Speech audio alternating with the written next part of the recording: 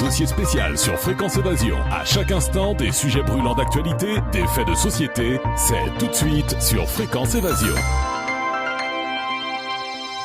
Dans quelques instants, nous serons en compagnie de Christophe Noisette, qui est membre fondateur d'Info OGM, et nous allons ouvrir ce dossier spécial en parlant aujourd'hui des OGM et de la labellisation bio. À tout de suite.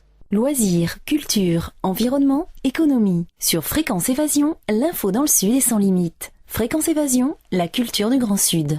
Fréquence Évasion vous informe sur votre région. Que se passe-t-il près de chez vous? Pour le savoir, cliquez sur Région et Office de tourisme. Bon séjour dans le Sud. Venez visiter le site Fréquence Évasion, www.fréquenceévasion.com. Radio Fréquence Évasion, Principauté de Monaco, Grand Sud. Christophe Noisette, bonjour et merci d'être avec nous. Bonjour. Alors vous êtes membre fondateur d'Info OGM, créé en 1999. Pourquoi avoir créé cette association ? Alors nous avons créé l'association InfoGM en 99 parce qu'à l'époque, ça a changé depuis, mais notre raison est toujours pertinente, mais à l'époque il y avait très peu d'informations sur les OGM, le débat était cantonné à quelques experts, c'était des documents beaucoup techniques, en anglais, et donc le public francophone, les citoyens francophones étaient exclus en gros du débat. Et donc nous avons dit, il y a un sujet important, un sujet de société important, il faut donner les éléments de base pour un débat serein, et un débat qui ne soit pas qu'un débat entre experts juridiques ou scientifiques, mais un débat sur la problématique générale, qui intègre donc les intérêts sociaux, l'économie, etc. Donc on a voulu faire une association d'information critique et indépendante. Nous ne sommes pas une association militante au sens strict, comme pourrait l'être par exemple Greenpeace, c'est-à-dire que nous n'appelons pas à signer des pétitions, nous n'appelons pas à faucher les champs, nous n'appelons pas à faire des manifestations. Notre action militante, elle se situe au niveau de l'information. Et la plus grosse militance, c'est l'accès à l'information, la transparence de l'information et la contextualisation de l'information. Parce que pour nous, un fait sorti de son contexte peut être amené à dire des choses dans tous les sens. On peut dire noir et blanc avec le même fait. Et donc nous, on essaye toujours de replacer les éléments de contexte, qui parlent, pourquoi ils parlent, qu'est-ce qu'ils cherchent à dire, etc., etc. Et cet aspect sur la contextualisation de l'information, c'est vraiment un point fort et un point clé de notre militance. Alors sur votre site, on peut lire « La France veut changer les règles du jeu sur les autorisations des OGM dans l'Union européenne ». Quelles sont ces règles ? Alors, les règles sur les OGM sont très complexes. C'est vraiment un empilement de directives, de règlements, de décrets, d'arrêtés, etc. Alors, faudrait préciser un peu les règles que vous voulez que j'évoque, parce qu'il y a des règles d'autorisation, des règles d'évaluation, des règles d'étiquetage. Ben justement, d'évaluation, ça serait intéressant, parce que justement, on avait fait une émission avec Jacqueline Bousquet, qui était une chercheuse, elle était biologiste, qui nous disait que les OGM, c'était de la folie, quoi. Alors, ce qu'on peut déjà dire, c'est que le cadre réglementaire français et européen, c'est un des cadres les plus stricts au niveau mondial, ce qui ne veut pas dire qu'il est complet. Ouais. C'est-à-dire qu'il y a un certain nombre d'éléments qui sont extrêmement intéressants, mais il y a aussi d'énormes lacunes. Donc par exemple, dans les lacunes sur l'évaluation, il n'y a pas d'exigence d'études toxicologiques sur vie entière. Et sur des animaux sur plusieurs générations. Donc ça c'est une grosse lacune, puisqu'on se rend compte que les OGM ne tuent pas, on va dire, à la minute. Ouais, c'est ça. Ce ne sont pas des produits toxiques, des poisons mortels immédiatement. Ça, on peut le dire, il n'y a pas de problème. Vous pouvez manger un maïs transgénique, vous n'aurez pas dans la minute des nausées, de l'eczéma, etc., etc. Mais comme pour les pesticides, comme pour un certain nombre de molécules nouvellement créées, c'est sur du long terme que ça se développe. C'est des problèmes qui peuvent apparaître au niveau des reins, au niveau des systèmes immunitaires, et sur du long terme et sur du plurigénérationnel. Or, un rat, ça vit 2, 3, 4 ans, etc. Et donc, quand on dit prendre le modèle rat sur 2 ans, c'est dire, en gros, prendre sur sa vie entière. Et c'est comme si un homme mangeait pendant 60 ans du maïs transgénique. Et donc, on pourrait peut-être, à partir de ce moment-là, voir des choses apparaître. Quand on fait des tests sur 90 jours, c'est, en gros, s'interdire de voir quelque chose. Et donc l'évaluation, elle existe, elle est sérieuse, elle est bien faite, mais elle ne permet pas de dire quelque chose. C'est ça le problème, c'est-à-dire que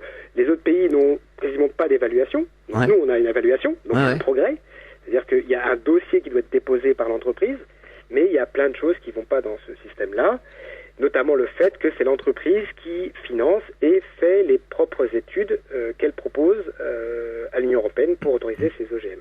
Monsanto, par exemple. Monsanto, Pioneer, Dupont de Nemours, Syngenta, etc. Il ne faut pas toujours parler de Monsanto. Bien sûr. Parce qu'on cache la forêt avec l'arbre. Ouais. Par exemple, en France, nous avons un semencier qui s'appelle Limagrin. C'est le 4e semencier mondial. Ouais. Voilà. Et Limagrin vend des OGM en Argentine, au Brésil, aux États-Unis. Bon, pas en France, parce que nous allons en parler. Il y a des OGM actuellement dans le sol français. Voilà. Donc sur l'évaluation, bon, il y a un début, il y a des éléments intéressants, mais peut mieux faire. Après, sur l'étiquetage, c'est pareil. Sur l'étiquetage, on a une obligation d'étiquetage pour les aliments directement consommés par l'homme à partir de 0,9%. Donc, c'est-à-dire que si vous prenez une boîte de maïs à manger pour l'homme, et que dans cette boîte de maïs, il y a plus de 0,9% d'OGM, alors il faudra étiqueter la boîte comme OGM. Donc ça, c'est bien, c'est un progrès, mais la lacune, la faille, c'est que si c'est une vache qui a mangé ce maïs transgénique, le steak ou le lait, lui, par contre, n'aura plus l'information comme étant issu d'un animal nourri aux OGM. Ah oui, bien sûr. Tous les produits animaux, le lait, les œufs, la viande, tous les produits animaux issus d'animaux nourris aux OGM ne sont plus étiquetés. Or, et c'est là où le bât blesse, 80% des OGM servent à nourrir le bétail. Oui, c'est ça le problème. Nous avons un étiquetage sur 20% des OGM. Donc c'est bien, c'est mieux que rien. Mais quelque part, c'est un petit peu lacunaire. Voilà. Alors c'est sûr que ça pose des questions techniques très importantes. C'est plus compliqué d'étiqueter une filière dans laquelle on introduit un animal. C'est sûr que c'est plus compliqué. Donc il y a plus de traçabilité, plus d'étiquetage, plus de coûts, qui prend en compte ses coûts, qui prend en compte ses surcoûts. Et l'autre chose, c'est que le fait que les produits directement consommés par les humains ont été obligatoirement étiquetés a fait que dans l'Union européenne, ces produits ont disparu des étals. Ah oui. Il reste une trentaine de références au niveau communautaire de produits pour l'alimentation humaine étiquetés OGM. Et donc, les industries n'ont pas envie d'aller plus loin parce qu'ils savent que derrière, il y aura une réaction des consommateurs. Et si sur votre lait, il y a marqué en gros issu de vaches nourries aux OGM, ça risquerait de faire peur ou frémir ou même de bref, les gens ne l'achèteraient plus. Ça c'est certain. En tout cas, il y a un risque. Ça c'est certain. De toute façon, maintenant, les gens épluchent de plus en plus les étiquetages. Ah bah ça n'a rien à voir. Il y a 30 ans en arrière, l'étiquetage, il n'y avait rien dedans.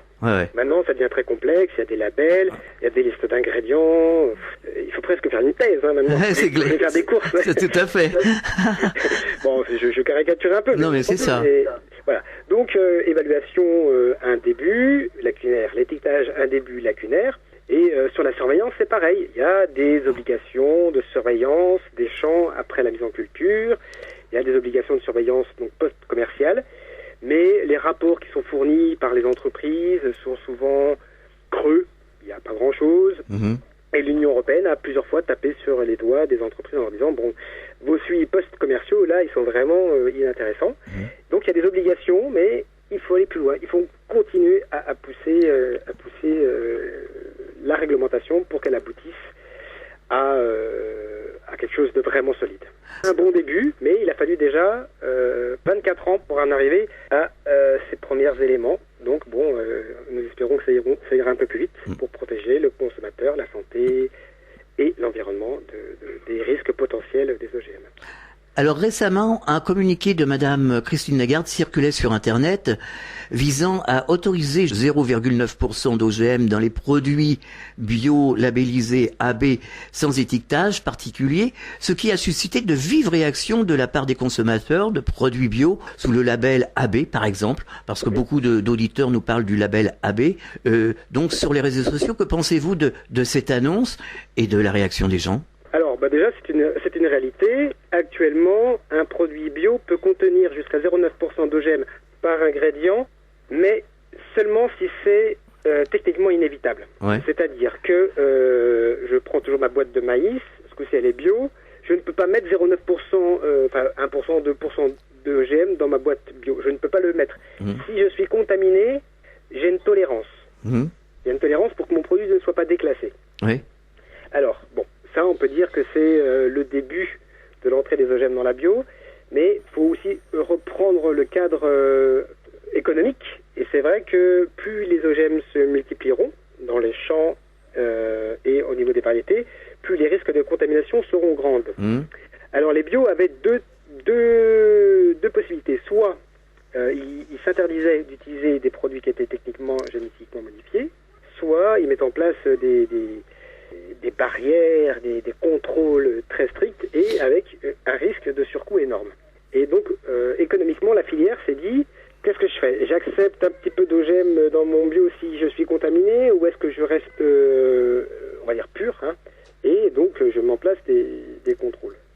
Donc, le gros du bio, on va dire, européen, a accepté ce 0,9% suite à un lobby de la garde, on est bien d'accord. Mais il y a des labels bio, comme Biocohérence, comme Déméter, comme Nature et Progrès, et il y en a sans doute d'autres, mais je ne les connais pas tous, hein, qui, eux, se sont interdits, même en cas de contamination fortuite et techniquement inévitable, se sont interdits 1 gramme, une once, un nanogramme de GM. Ah, bravo. Voilà. Donc il y a des labels qui sont plus stricts que le label. Donc il y a le gros de la filière qui s'est dit, voilà, moi j'ai pas envie d'être déclassé, de perdre mon label simplement parce que mon voisin me pollue. Et d'autres se sont dit, eh ben, je vais tout faire pour éviter que mon voisin puisse me polluer. Et par exemple, pour les produits animaux, donc toujours le lait, les œufs, la viande bio, de ces labels, ils ont décidé d'exclure le soja de leur ration alimentaire. En sortant le soja, déjà c'était très intéressant pour plein de raisons, mais en plus ils évitaient le gros produit qui pouvait être contaminé par des OGM. Plutôt que de se dire, on va contrôler tous les sojas qu'on importe, un certain nombre de producteurs se sont dit, je sors le soja de mes étals, et je prends du lupin, de la févrole, de la luzerne, etc., etc. Je prends d'autres protéines végétales pour nourrir mon bétail qui ne sont pas encore génétiquement modifiées, donc qui ne peuvent pas me contaminer. Et ça, c'est une démarche qui est extrêmement intéressante. Bien sûr. Parce que comme ça, c'est pas on va contrôler, c'est on change. Oui, tout à fait. Et en changeant, on évite la contamination fortuite et techniquement inévitable. Et ça, voilà, ça c'est... En gros, c'est la seule solution qu'ils ont. Vouloir faire du soja bio non OGM dans un monde où le soja devient majoritairement transgénique, c'est une gageure. Oui, alors donc dans certains produits labellisés AB à base de soja, donc ce qui nous laisse entendre que c'est pas très fiable, quoi. Voilà, dès qu'il y a du soja quelque part, il peut y avoir de l'OGM. C'est triste à dire, mais au-delà de ça, le soja pose d'autres questions. Hein. C'est-à-dire que le soja ne pousse pas chez nous, ou très peu. La France produit 5% de sa consommation, et l'Union européenne c'est encore moins. Et donc en fait, le soja, qu'il soit OGM ou non, vient d'Amérique. Donc, il y a des questions de transport, il y a des questions de filière, il y a des questions de gros sous, et il y a des questions d'accaparement des terres, puisque en quelque sorte, le soja sud-américain, c'est des terres pour l'alimentation du bétail européen. Donc c'est une externalisation de notre propre agriculture. Oui, justement, ouais. Et ce qu'on a vu se passer dans ces pays-là, Argentine, Brésil, c'est une concentration des terres, c'est une augmentation du prix du foncier, c'est une disparition d'un certain nombre de forêts. Et donc même si le soja devenait non OGM, il resterait problématique dans la mesure où il faut coloniser en quelque sorte l'Amérique latine pour nourrir notre bétail si on veut ce régime alimentaire-là. Donc sortir du soja est une nécessité sociale et environnementale. D'accord, on a compris, il n'y a pas de problème. Je suis clair. Oui, absolument. Et là, OGM ou non OGM. Hein. Oui, on a bien compris. Après, il y a d'ailleurs, et là c'est ça qui est très intéressant, depuis 2-3 mois, je vois passer beaucoup d'initiatives françaises pour remettre en place des filières de protéines végétales. Donc c'est la région Poitou-Charentes qui se mobilise, c'est la région Rhône-Alpes qui se mobilise, qui remettent en place des sojas non OGM français. Donc, enfin français, c'est pas que je suis fier dans le sol français, hein, donc c'est-à-dire que comme le soja transgénique est interdit à la culture chez nous, il risque pas d'être contaminé. Et c'est surtout mettre en place des filières comme le lupin, la févrole et le trèfle blanc par exemple, qui apportent énormément de choses aux animaux en termes de ration alimentaire, mais aussi à la terre, puisque ces variétés-là ont la capacité de fixer l'azote de l'air dans le sol et donc d'enrichir aussi les terres dans des cas de rotation. Donc, en voulant sortir du soja, on peut apporter beaucoup de choses à l'agriculture française. Et les initiatives régionales abondent et j'en suis vraiment très content. On marque une pause, on revient dans quelques instants. Radio Fréquence Évasion, le son de la Côte d'Azur. Sur Fréquence Évasion, les stars d'hier, d'aujourd'hui et de demain se racontent en toute liberté. Pour en savoir plus, cliquez sur Programme. Bon surf sur le site de Fréquence Évasion, www.fréquenceévasion.com.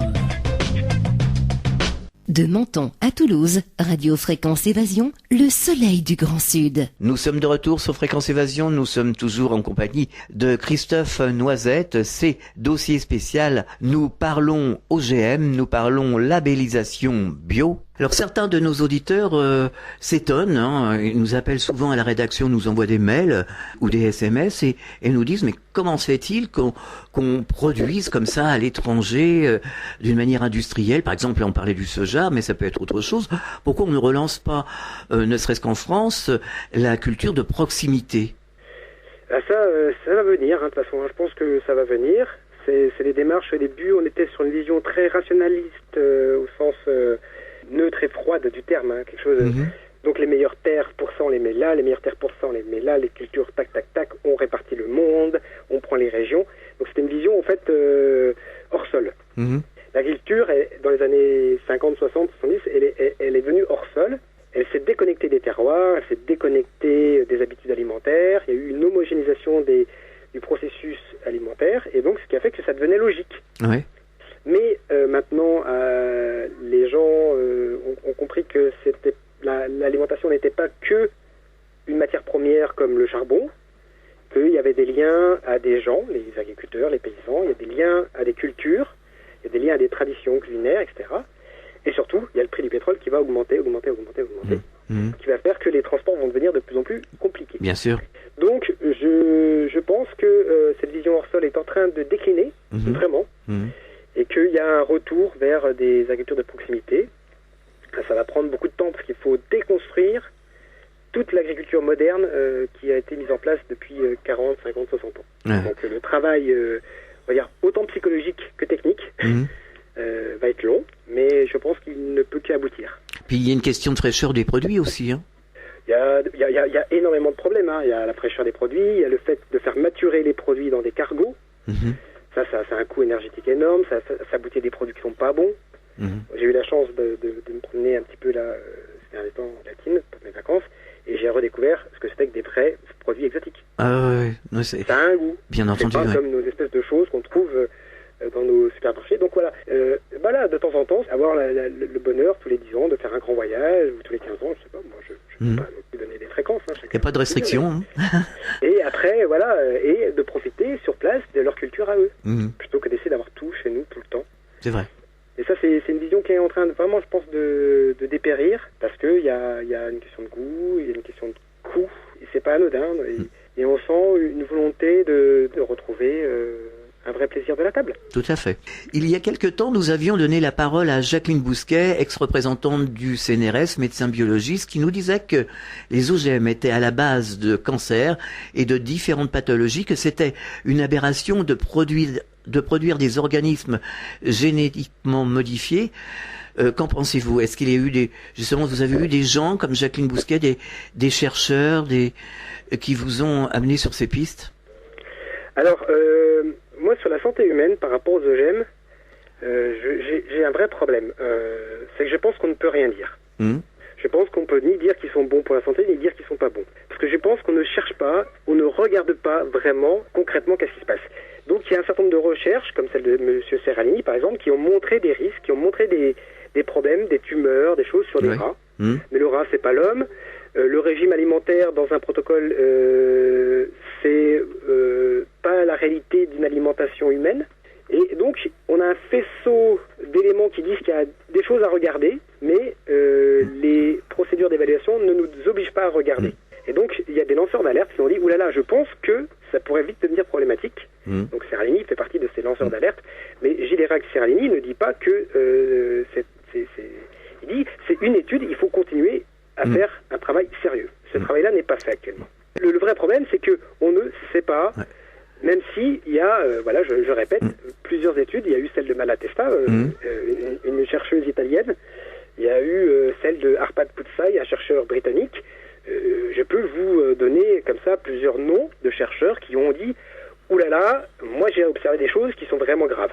Mais pour le moment, ça ne fait pas système. On ne peut pas encore en tirer une conclusion ferme et définitive. » Après, la vraie question que je pose, C'est est-ce qu'on a envie de dépenser des sommes énormes pour comprendre les risques des OGM sur la santé, ou est-ce qu'on peut faire sans OGM? La santé n'a pas de prix. Oui, mais est-ce qu'on peut faire sans OGM? Oui. La première question, avant de les évaluer de façon fine et précise, ça c'est un coût, c'est des millions d'euros, hein. Des centaines de millions d'euros pour évaluer avec précision chaque OGM au cas par cas. La vraie question qui se pose, c'est pourquoi il y a des OGM, à qui ils servent, et est-ce que l'humanité a besoin de ça pour se nourrir? Si on conclut de ces trois questions que oui, on en a besoin, alors on les étudiera. Mais si on répond que non, on n'en a pas besoin, je ne vois pas pourquoi les États, donc les citoyens, avec leurs impôts, dépenseront de l'argent pour évaluer des produits dont on n'a même pas besoin. Et on n'en a pas besoin pour nourrir le monde actuellement. Bien entendu.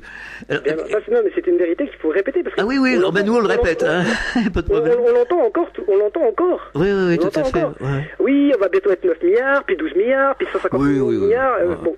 On se calme. Oui, tout à fait. Les démographes, ils font des supputations à base de statistiques.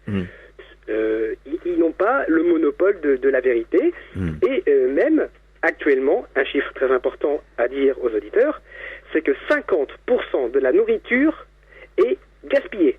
Ah oui, ça tout à fait. 50% de la nourriture est gaspillée tout dans à le fait. sud. Ce qu'on appelle le sud, hein, donc les pays africains, on appelle le sud. C'est des pertes liées à l'absence de transport, l'absence de stockage et l'absence d'unité de transformation. Donc c'est chez eux, il y a de la nourriture qui pourrit dans les champs parce qu'il n'y a pas de route, parce qu'il n'y a pas de chemin de fer, parce qu'il n'y a pas de silo. C'est un scandale. Et en Europe, et aux États-Unis, et au Japon, la nourriture est perdue parce qu'on la jette. Les restaurants jettent énormément, les supermarchés jettent énormément, et les individus jettent aussi énormément. Un foyer achète à peu près 30% de plus d'alimentation que ce qu'elle mange. Un supermarché, alors c'est des quantités incroyables. Donc, si on fait le calcul, on ne pourra pas arriver à 100% d'efficacité. Hein. Ça, c'est pas possible. Il y aura toujours un peu de perte. Disons 80%, c'est déjà un bon chiffre. C'est-à-dire qu'on a 30% de plus de population qu'on pourrait nourrir. Oui, tout à fait. Donc, déjà, résolvons les problèmes techniques et facilement résolvables, qui sont les infrastructures, les unités de transformation, la relocalisation de l'agriculture et un comportement des consommateurs pour pas consommer n'importe comment. Et après, on verra s'il nous faut encore des OGM. Tout à fait. Mais les OGM, à qui ils servent? Ils servent majoritairement à des très grands producteurs. Donc, ce sont des États-Unis, des Américains, des États-Uniens, des Argentins, des Brésiliens. À eux trois, ils représentent 75% des cultures d'OGM dans le monde, à peu près. Hein. Je ne sais pas les chiffres. Et ils plantent, en gros, du maïs pour faire du bioéthanol, du maïs pour donner à manger aux vaches, du soja pour donner à manger aux vaches, aux poulets et aux cochons. Et eux, ils ont des très grandes surfaces. Et les deux OGM actuellement commercialisés, donc ce sont les OGM qui produisent un insecticide, on les appelle les OGM BT, les OGM qui tolèrent un herbicide, on les appelle les Roundup Ready. Dans les deux cas, ça sert à quoi? À faciliter les pratiques culturales pour que ces agriculteurs puissent acheter plus de surface pour augmenter leur entreprise. Et on voit que la population rurale dans ces trois pays disparaît. C'est quoi l'avantage social? C'est fait pour que, si la plante produit l'insecticide, c'est sûr que tu n'as pas à le mettre avec ton tracteur. Bien sûr. C'est plus simple. Mais c'est plus simple. Mais pour qui? Pour lui. Et est-ce que un individu, pour faciliter sa pratique, peut prendre en otage l'ensemble de l'humanité? Non. Non. À un moment, faut être clair. Ça va de soi, On est bien d'accord. Tout à C'est-à-dire fait. que, oui, ça facilite les pratiques culturelles de quelqu'un, mais c'est pas au nom de ça qu'il faut aller dans ce sens. Et donc, on nous parle des riz dorés, on nous parle des maïs qui poussent dans le désert, on nous parle des tomates qui mûrissent plus, etc. Et ça, ce sont de la foutaise. Ça n'existe pas. Les OGM qu'on a dans les champs, ce sont des OGM qui produisent un insecticide. Donc l'agriculteur n'a pas à le mettre, mais la plante le produit. Elle en produit plus que ce que l'agriculteur en mettait dans les champs, parce que la plante le produit toute l'année, tout le temps. De la racine à la sommité. Dans toutes les feuilles, la molécule s'exprime. Donc il y a une production d'insecticides qui est énorme. C'est incroyable ça. Ça, c'est incroyable. Et on le dit jamais. C'est-à-dire que le BT, il produit du BT. Ah non, les auditeurs ne sont pas au courant de ce genre il y a de plein de choses. choses. Et les Roundup Ready, ça permet de ne pas se préoccuper de la plante. On balance du Roundup quand on veut. Tout disparaît, sauf notre variété transgénique qui tolère ce Roundup. C'est en train de changer. Il y a un phénomène très désagréable pour nos amis les biotechnologiciens, c'est que les mauvaises herbes ont eu la mauvaise idée de s'adapter à ce Roundup. Ah oui. Et donc, sur des millions d'hectares maintenant, quand l'agriculteur met son Roundup, tout disparaît sauf quelques mauvaises herbes dites adventices qui ont acquis la capacité de résister au Roundup. Et donc ils sont obligés de fabriquer des nouveaux OGM qui tolèrent des doses plus fortes d'herbicides et avec des herbicides plus toxiques pour éliminer les premières adventices devenues résistantes. Dans une fuite en avant incroyable. On est dans une fuite en avant technologique qui ne mène à rien. On est un petit peu comme dans la configuration de ce que disait Sylvie Simon à propos des laboratoires et des médicaments. On fait un médicament pour soigner les effets secondaires du premier médicament, etc. Puis c'est une vie sans fin, mais c'est une catastrophe. On est en train de s'autodétruire là. Sur les variétés Roundup Ready, tolérantes à un herbicide, on est exactement dans ce schéma-là. Ouais. On est en train d'inventer l'OGM qui permettra de détruire les plantes adventices qui sont devenues résistantes au premier OGM. Ouais. Mais le deuxième OGM, il tolère des doses beaucoup plus fortes et des herbicides beaucoup plus forts. On est en train, aux États-Unis, d'autoriser l'agent orange sur les cultures. On l'appelle pas agent orange, on l'appelle le 2,4-D. Ça fait mieux. Bah oui, comme ça. L'agent orange, ça fait un peu violent quand même. Oui, tout à fait. Mais c'est la même molécule. C'est un défoliant extrêmement toxique. Mais ce défoliant va permettre de supprimer les adventices qui sont devenus tolérantes au glyphosate. Non, c'est de la folie là. Et il y a la même chose qui est en train de se produire avec les insectes. Moins violent, moins rapide, moins généralisé, il faut le dire. Et qu'est-ce qui se passe avec les insectes ? Il y a un certain nombre d'insectes, comme la chrysomèle, qui était censée être tuée par le maïs BT, qui a eu la mauvaise idée de s'adapter et de produire elle-même un anticorps contre le BT. Et donc la chrysomèle, maintenant, quand elle va sur des maïs BT, elle s'en fiche. Et donc on va faire le BT2 avec des plus fortes doses d'insecticides produits par la plante. On est en pleine folie, on marche sur la tête là. Oui, mais bon, tout ça derrière tout ça, qu'est-ce qu'il y a ? Il y a un phénomène encore plus, on va dire, violent au niveau de l'éthique, c'est la brevetabilité du vivant. Il n'y aurait pas de brevet sur les plantes transgéniques, il n'y aurait pas de plantes transgéniques. Oui, tout à fait. Pour moi, faut être clair, ça coûte tellement cher à mettre au point à tous les niveaux, au niveau du transgène, au niveau de la sélection variétale, etc., que les entreprises ne peuvent pas avoir un retour sur investissement simplement par la vente de la semence. Il leur faut en plus toucher des royalties liées au brevet et empêcher aux agriculteurs le fait de ressemer leur propre variété. Or, c'était une pratique courante pour le soja, pas pour le maïs. D'accord, le maïs, ça fait longtemps que les maïsiculteurs rachètent leurs semences. Mais les producteurs de soja aux États-Unis et au Brésil faisaient de la sélection à la ferme. Avec les OGM, c'est devenu interdit. Et donc, il y a une perte énorme de créativité, on va dire, paysanne, avec cette interdiction formelle, juridique, de reproduire à la ferme son soja. Et ça, je trouve que c'est encore plus grave quelque part, puisqu'on est en train de perdre des pratiques qui sont des pratiques millénaires qui ont donné naissance à l'agriculture. Tout à fait, oui. C'est ça qui a fait qu'on a une agriculture riche, variée, diversifiée, colorée, avec plein de goûts, avec ce qui fait que c'est joli la vie. Tout à fait. Je ne sais pas comment le dire autrement, mais... C'est la diversité qui fait que la vie soit magnifique. Oui, et ça, on est en train de le perdre. Et il y a un appauvrissement énorme du nombre de variétés mises sur le marché, parce qu'il y a une concentration des entreprises semencières qui ont intérêt, elles, à réduire leur catalogue. Et voilà, derrière des petits brevets, des petits machins, et l'agriculteur devient de plus en plus captif, dépendant des entreprises semencières. On constate de plus en plus que les gens sont à la recherche d'anciennes graines, d'anciennes variétés. Ça se développe de plus en plus. Vous le constatez, vous en avez entendu parler ? Oui, tout à fait, ça on le constate. Ce serait très intéressant que vous fassiez une émission avec des gens du réseau Semences Paysannes, peut-être que vous l'avez fait. Non, mais vous pouvez nous les envoyer, aucun problème. Oui, parce que le réseau Semences Paysannes, c'est un réseau de plusieurs...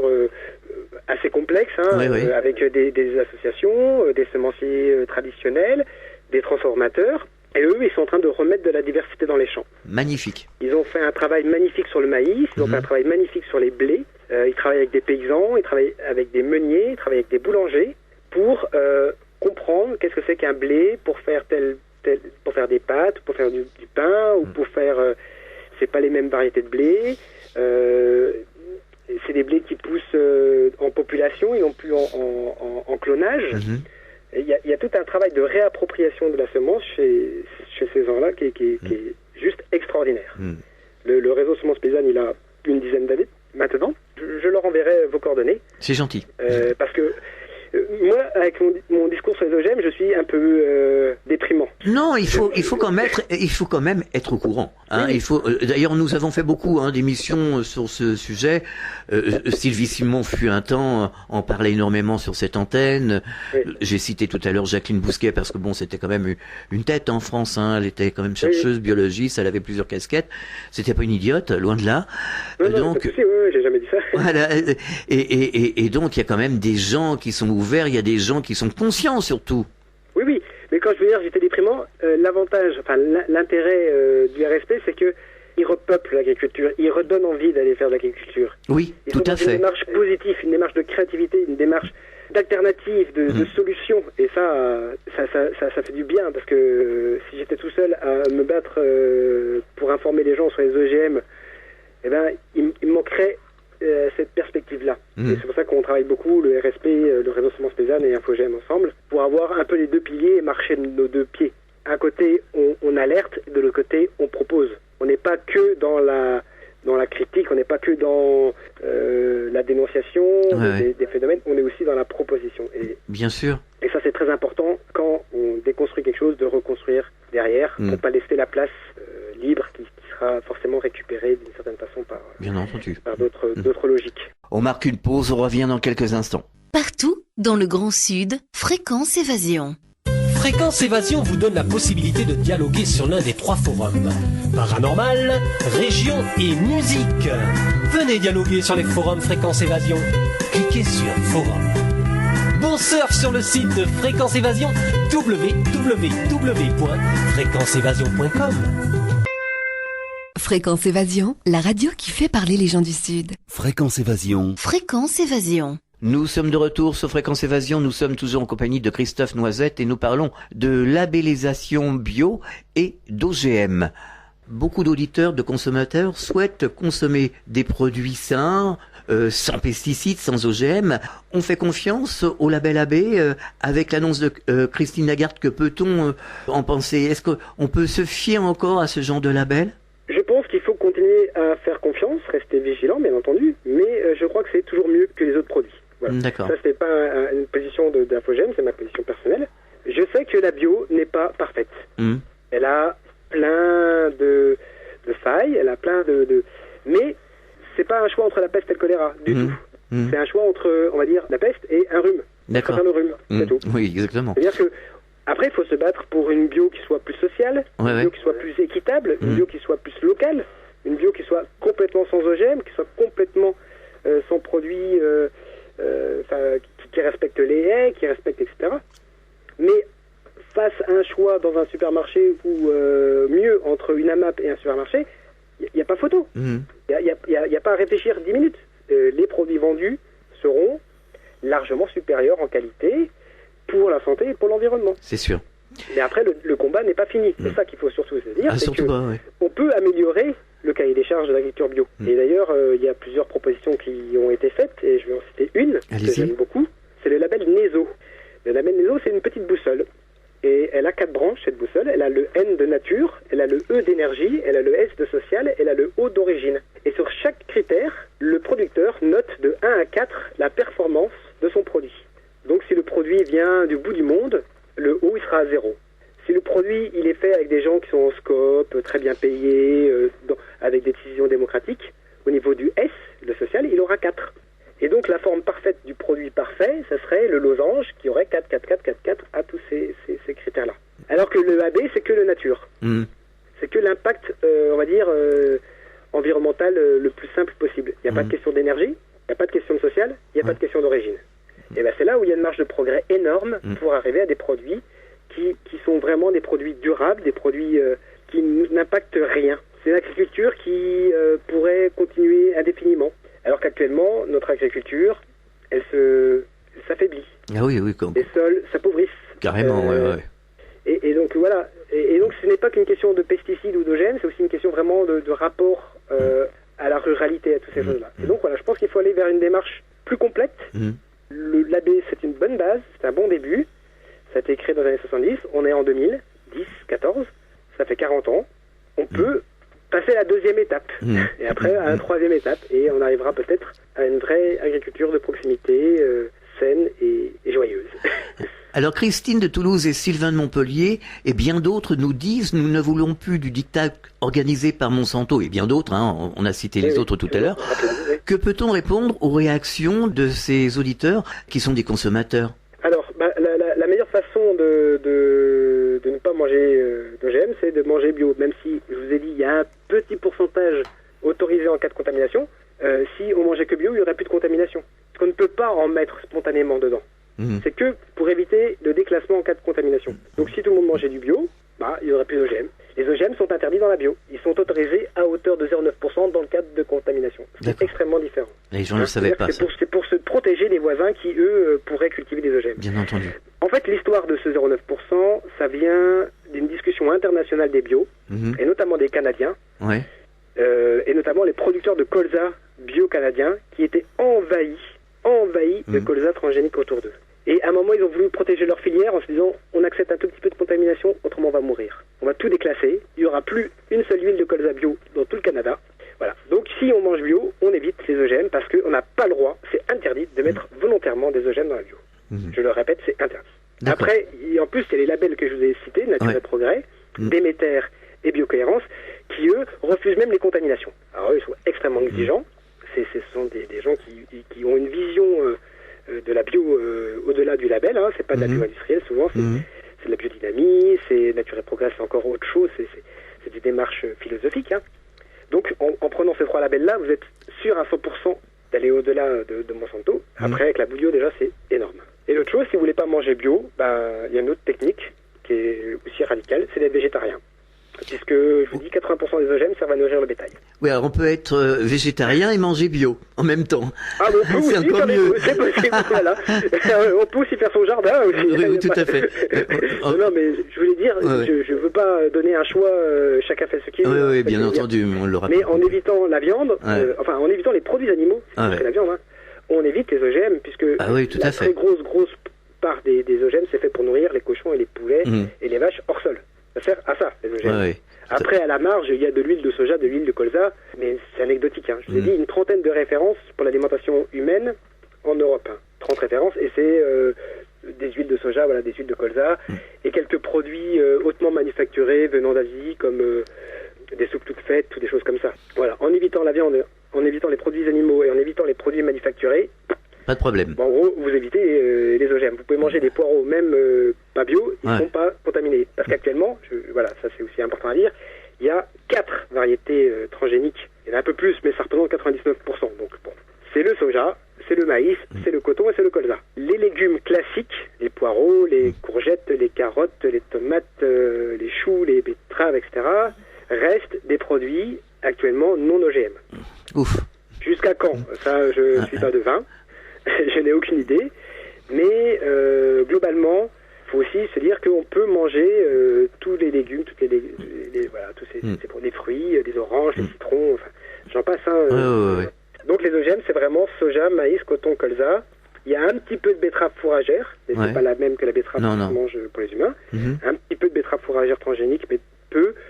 Et donc on est à peu près, on peut encore actuellement éviter les OGM dans ces assiettes. Alors sur votre site, il y a une carte des collectivités locales opposées aux OGM, j'ai vu ça? Oui, tout à fait, oui. Donc vous pouvez nous expliquer un peu comment ça fonctionne? Alors, c'est un combat qui a été mené par des municipalités et qui ont pris des délibérations au conseil municipal et qui ont dit je veux interdire la production d'OGM sur mon territoire. Alors, c'est très important au niveau politique et symbolique, c'est inefficace au niveau réel. C'est-à-dire que si les OGM étaient autorisés à la culture en France, un maire n'a pas le droit de les interdire. Ah bon? C'est pas de son domaine de compétence, comme on dit. Le maire n'a pas le droit de proposer, n'a pas le droit d'obliger les agriculteurs de son territoire à utiliser telle ou telle variété. Mais c'est important, ça a fait partie du débat. Ça a fait bouger pas mal de choses, puisqu'il y avait plusieurs milliers de communes qui s'étaient mobilisées. Et c'est sûr que depuis 2008, les OGM sont interdits sur le sol européen. Sur le sol français, excusez-moi. C'est-à-dire qu'il y a un OGM qui est autorisé au niveau européen, c'est le maïs Mon 810. Ce maïs Mon 810 est un maïs qui produit un insecticide contre la pyrale, un parasite du maïs, et il est cultivé en gros en Espagne. Après, un tout petit peu au Portugal, un tout petit peu en République tchèque, un tout petit peu en Roumanie et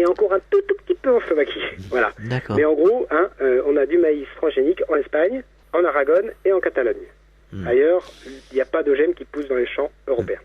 Et même si c'est important en Espagne, ça représente 0,2% des surfaces agricoles utiles européennes. Donc bon, ça va. L'Europe est une des rares régions du monde où il n'y a quasiment pas de culture transgénique. Alors vous avez donc un site internet. Qu'est-ce qu'on peut trouver sur votre site internet? Oh là là, il y a plus de 5000 articles, donc je pense que vous pouvez y passer quelques heures. Oh là là, oui. Oui. Quelques mois. Vous amuser. Non, mais il y a... C'est une information très diverse. Ouais. Donc il y a à la fois de l'actualité, du suivi de l'actualité, on va dire, précise au fur et à mesure. Il y a des dossiers de synthèse. Donc on a fait un dossier sur OGM et allergies. On a fait un dossier sur la coexistence des filières est-elle possible. On a fait des dossiers sur comment fonctionne la réglementation européenne. Donc il y a de l'actualité, il y a des dossiers, il y a aussi un certain nombre de facs, de foires aux questions, qui permettent d'aborder les questions de façon assez simple. Donc qu'est-ce que c'est que l'acquisition de résistance, comment ça fonctionne, est-ce qu'il y a plus ou moins de Roundup avec les variétés transgéniques, etc. Donc, des petites questions avec des petites réponses pour le très grand public. Et après il y a quelques vidéos, il y a des brochures à acheter aussi, si vous voulez en savoir plus, on vend quelques produits. On vend des petites brochures thématiques, on vend un dossier pédagogique, on vend... des DVD faits par d'autres personnes à qui qu'on aime bien, qu'on a envie de diffuser. Donc on a une boutique en ligne. Qu'est-ce qu'il y a d'autre? Et puis il y a des interviews, des débats. Enfin, c'est assez riche. Il y a vraiment beaucoup de choses. D'accord. Voilà, ça fait 15 ans qu'on suit le dossier. Donc c'est quand même, je pense, avec fierté, l'un des meilleurs sites d'information sur les OGM en français. Eh ben bravo. Voilà. J'en suis en partie responsable, mais pas seulement, parce que nous sommes 6 salariés. Ah oui. Et nous avons un conseil d'administration d'une quinzaine de personnes. Donc c'est cet ensemble, le conseil d'administration plus les salariés, qui fait qu'on a une information de qualité.